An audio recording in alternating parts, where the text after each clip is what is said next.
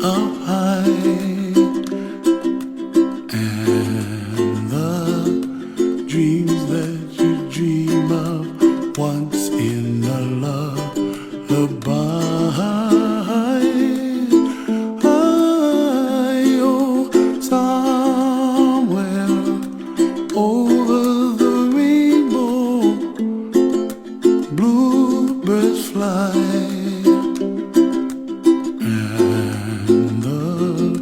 Dreams that you dream of, dreams really do come true. Ooh, someday you wish upon a star, wake up where the clouds are far behind. Be where trouble melts like lemon drops, high above the chimney top. That's where you find me, oh, somewhere over the rainbow, bluebirds fly. E ke ki me ka uhane no, ke aku ama ho o mai ka ipu. Ko ke ao, ko ke lao. Amen. Amen. And at this time, I just wanted to read a few scriptures. First one is from 1 Thessalonians chapter 4. It says, "But I do not want you to be ignorant, brethren, concerning those who have fallen asleep, lest you sorrow as others who have no hope. For if we believe in that Jesus died and rose again, even so God will bring with him those who sleep in Jesus." And this verse reminds us of hope, and we should hold on to that hope until we're with our loved ones again. And the second one is in John chapter 14. It says, "Let not your heart be troubled. You believe in God, believe also in me. In my Father's house are many mansions. If it were not so, I would have told you. I go to prepare a place for you. And if I go and prepare a place for you, I will come again and receive you to myself, that where I am, there you may be also." And these verses talks about faith and how we should all hold on to this faith until the time we're with our loved ones again. And the final one is my favorite one from Song of Songs, written from Solomon. Chapter 8. It says, "Set me as a seal upon your heart, as a seal upon your arm, for love is as strong as death." And I really like this verse because it reminds us that when our loved ones leave, physically they leave, but love is stronger than death. And because of the love that we have for them and the love that they have for us, they're always with us. And this is the time I like to open it, to the families to share, because the way we remember them, the way they live through us, they live on through us, is when we share our memories. Hawaiians, we love to talk story and share memories. We learn a lot from our kupuna or our adults, our aunties and uncles, and we learn about people that have passed before we were born. But we learn about them from the stories that are passed down, and that's how we stay connected with them. And I see some mo'opunas or grandchildren here, so the way to keep Cynthia with them is, to share your stories, share the memories that you have. Thank you for coming to celebrate the life of my beloved wife, Chong Hui. You also know her as Cynthia. She was the most wonderful person I ever knew. She was kind, generous, compassionate, and full of joy. She loved me with all her heart, and I love her with all mine.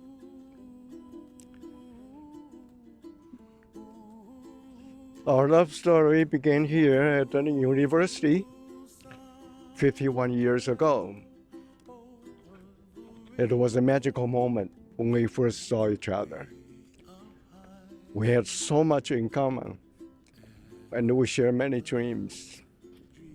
We got married here in Honolulu, and we built our family. We raised two amazing sons who gave us three adorable grandchildren.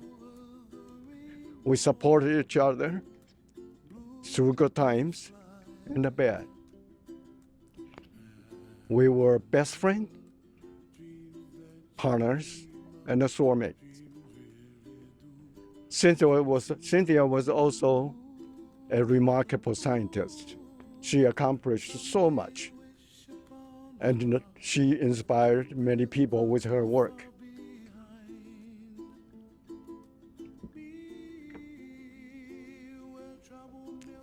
She made a difference in the world, and she left a lasting legacy. But she left us too soon. But she will never leave our hearts. She will be with us in our memories, in our stories, in our love. She was a blessing to us, and we are thankful for every moment we had with her. Today, we honor her life and celebrate her spirit. We lay her ashes on the shore where our first love began. We say goodbye, but we also say thank you. Thank you, Cynthia, for being my wife, for being our mother, for being our grandmother, for being our aunt, and for being our friend. We love you, and we miss you. Rest in peace, my love. I just wanted to say how blessed we are as a family to have everybody here, to have gone and traveled so many miles to be with us. It shows the magnetism that my dad and mom have. They are the two people that would always draw a crowd, no matter where they go. So to tell you guys how strong of a person grandma and grandpa were. One of the memories that I remember is when we were in Illinois, and we were kids. We always were part of this group called the Lake County Chinese Community Association.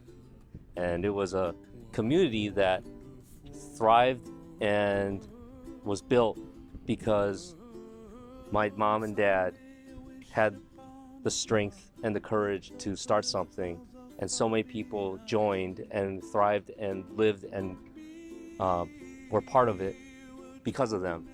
That's the type of people they were. They drew people to them and made a community outside of our own family, and then we had extended family. So this entire county of people came together and it celebrated being Chinese, celebrated being Americans, and celebrating being a community together.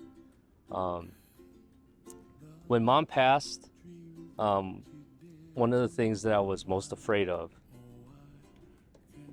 was I would forget what her voice sounded like. But because of how good of a videographer Dad is, and how good at planning these type of things, where one of the things that I remember most was after she passed, Owen has a little Christmas ornament, and it's an ornament that has Grandma's voice on it. And he pressed the button and I heard it, and it had Grandma's voice, and it said, "Ho, ho, ho, Merry Christmas, Owen, from Grandma and Grandpa."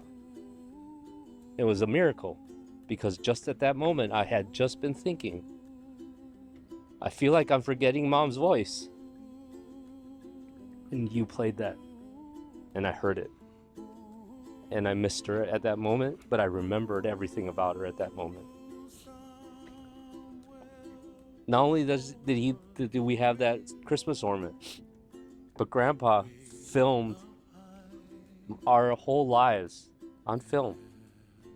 He took pictures, he took videos, and as a kid, growing up, Andy will remember this, I laughed all the time because I would say, We're that stereotypical Asian Chinese family. There goes dad with his Chinese dad pose, right? He's taking pictures. He's taking pictures. Why is he always taking pictures?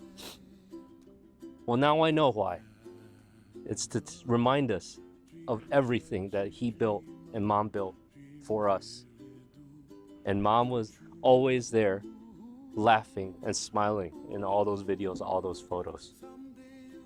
And I don't have to miss her as much because I get to see it all the time, as much as I want, whenever I want.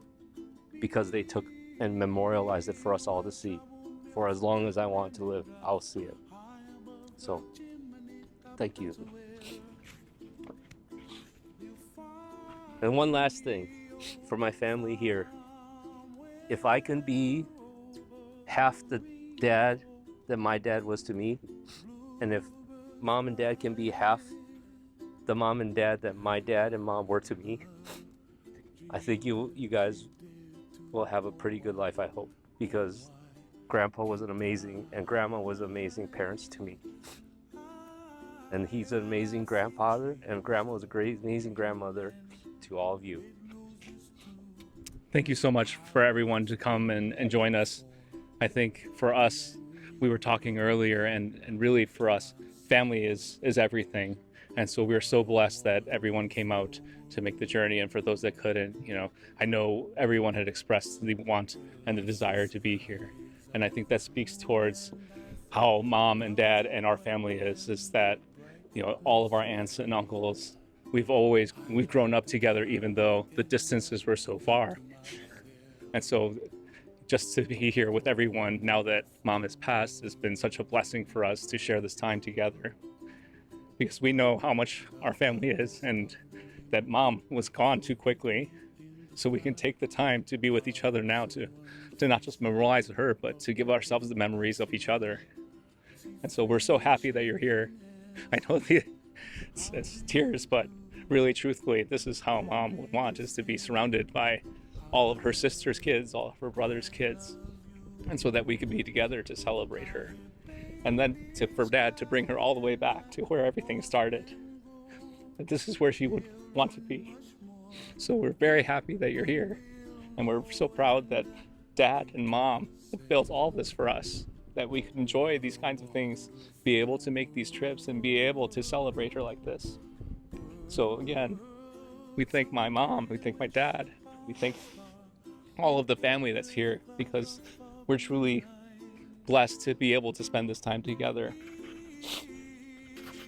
Just something very brief. I only got to know Aunt Cynthia for probably just 10 years. I met her, I think, during when I first visited California with Peter, and I think we had an engagement, and I remember Uncle Joe and Aunt Cynthia taking us out to that, is it Maggio's? The Italian restaurant. It was really fun, and she was such a sweet woman. I mean, Uncle Joe and Aunt Cynthia really, I was just amazed. I mean, I was just so awed about wonderful they were. They were just so such a cool couple, So,